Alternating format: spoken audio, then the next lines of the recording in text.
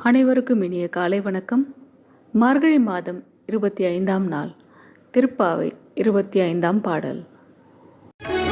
ஒருத்தி மகனாய் பிறந்து ஓரிரவில் ஒருத்தி மகனாய் ஒளிந்து வளர தருக்கிலானாகி தான் தீங்கு நினைத்த கருத்தை பிழைப்பித்து கஞ்சன் வயிற்றில் நெருப்பென நின்ற நெடுமாலே உன்னை அறுத்தித்து வந்த